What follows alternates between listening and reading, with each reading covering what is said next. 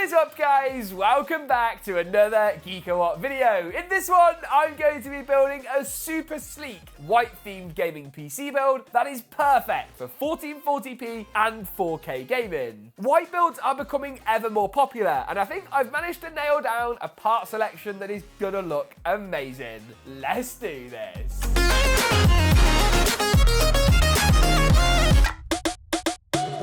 The Asus ROG Swift PG49 WCD is an insane 49-inch super ultra-wide panel that packs a punch. With a vibrant QD OLED display, 0.03 millisecond response time and 144Hz refresh rate, this thing is crazy. The 1000 nits peak brightness, backed up with a custom heatsink design and improved airflow, keeps the panel bright and prevents burn-in, while a built-in KVM and 90 watts of USB-C power delivery makes this a great monitor for a multitude of applications. Learn more at the first links in the description below. Let me begin, shall we, by looking at the GPU. It's one of my favourite cards of the year. I've tried for so long to get one of these into the studio, and in the end just thought, stuff it, and bought one online from Overclockers. I'll link it down below. And I have to say, I don't regret it one bit. This is the Radeon RX 7900 XTX from PowerColor. This white HellHound edition comes with 24 gigabytes of video memory, these sort of LED fans that light up that look okay, and a white powder-coated PCI lane. It is potentially one of the most white GPUs you can buy. And of course, it provides incredible performance for 1440p, but primarily 4K. The 7900 XTX really is on a playing field with a card like the RTX 4080. And while it lacks NVIDIA-specific features like DLSS 3 and quite so good ray tracing support, it does provide fantastic straight rasterization. And AMD's FSR 3 tech is getting better by the day. When I also checked out the new Aorus Z790 Pro X, I figured this build was just a match made in heaven. Let me take this thing out of the box and show you exactly what I mean. Now, the Intel 14th gen refresh was a slightly difficult launch, I think it would be fair to say, but if something good did come from it, it is new motherboards. Look at how incredible that board looks. Aorus have created one of my favourite looking motherboards ever. And with the dust having settled on 14th gen, and us having received the new i7-14700K, I do believe for this price point, this is a really solid combo. The 14700K from Intel adds more cores over the 13700K that it replaces. And when compared to a chip like AMD's Ryzen 7700X or 7800X 3D, it still has far better multi-core performance. Great for not only gaming, but also tasks like streaming or video editing for good measure. Talking of which, let's actually go ahead and get this CPU installed, pop it into the CPU socket, drop the cover down, and add the ARM back into place. The only thing to note with these chips, especially 14th gen, is they do run quite hot, so a good cooling solution is definitely required. For the RAM or the memory, I've picked up this ToughRAM XG RGB D5 kit from Thermaltake. Something just a little bit different. I wanted a white kit, I wanted RGB, and with a speed of 7200 mega transfers per second, it's also a pretty nippy kit, which I appreciate. A two-tone silver and white design looks great. A lot of motherboards like this one incorporate both those colours when it comes to their design, and I really like it. Maybe one day we'll even see like white powder-coated connectors on motherboards. I hope so. I'm loving the way that it's going though, and that RAM is going to slot in nice and easily. I think it looks really premium personally,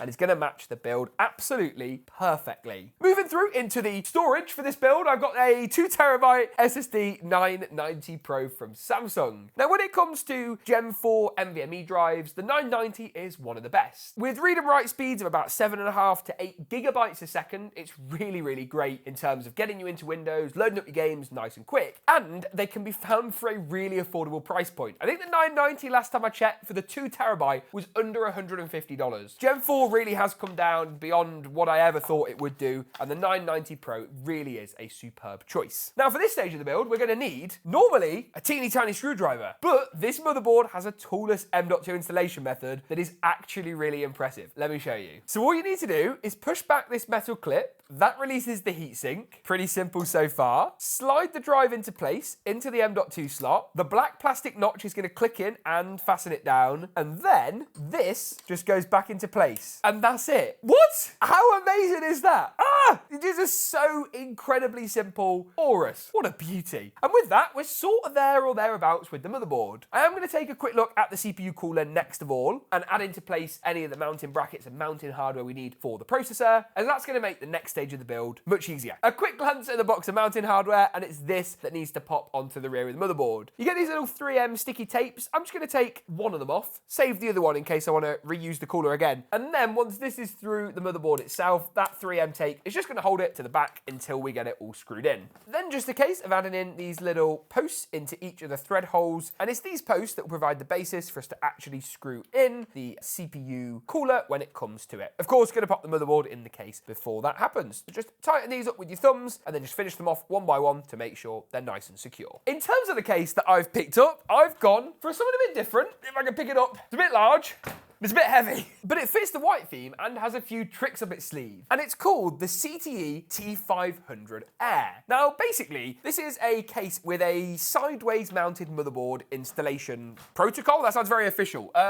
Design, I guess, is the word. And by way of a concept, it's actually pretty clever. So basically, what happens is you install the motherboard, a little something like this, and then because the graphics card then sort of hangs vertically, you don't get GPU sag, but you also get better airflow, as you've got the fans on either side that bring the air in, and then the fan at the top that exhausts it. So it's sort of a positive air pressure scenario. I've used a case that follows this kind of idea before and had decent results, so hopefully we get the same today. But I think for now, let me start by screwing the motherboard in. It's also a little bit disconcerting when the motherboard's sideways. It feels kind of wrong. It is going to be nice and secure once it's in, and it makes mounting things like the GPU, to be fair, a bit easier. With that in, I am going to attack the radiator next up. So bear with me. I'm going to remove this front sort of radiator mounting piece here, and this is where I'm actually going to mount the radiator onto. Now, I've picked up a 420mm rad. I said that the i7 was a pretty hot chip, and it is. 420 is not perhaps as overkill as what you might think it is. You'll notice it's black, and this is white build, but I've gone ahead and picked up some white fans for it, and I'm going to try and run it in push-pull. So you've got fan on either side, pushing air through from the front and pulling it out from the back. Now, to do this, I'm going to lay the radiator mount down flat on the table, and then create a bit of a fan sandwich where we've got fans on either side, with, of course, our radiator in the middle. It is absolutely massive as well. I sort of forgot quite how big a 420mm rad is. But as I say, fans in push-pull, all the screws you need come included with the CPU cooler to make this stage possible. With the cables now actually managed, I should be able to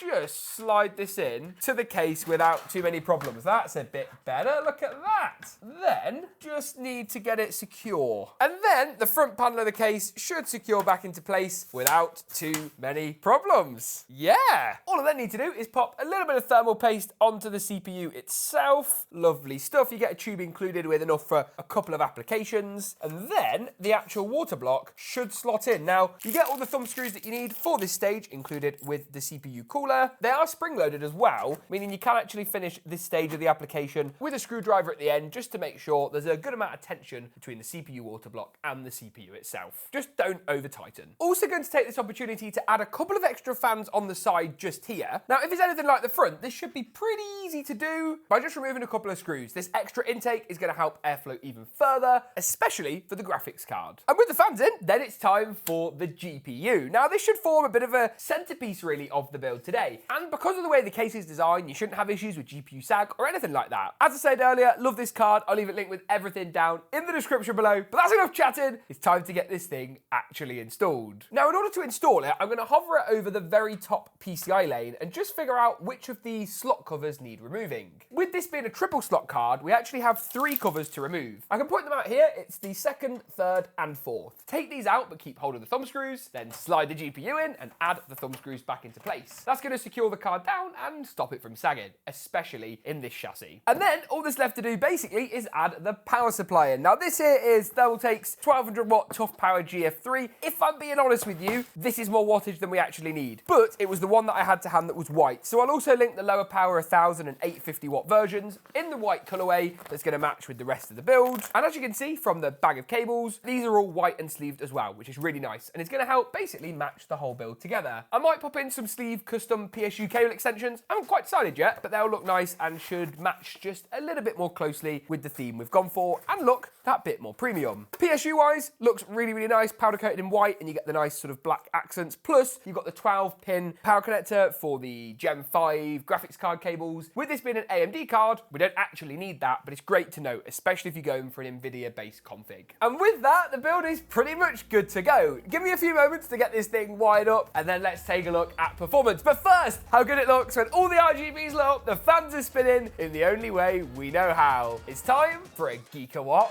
montage.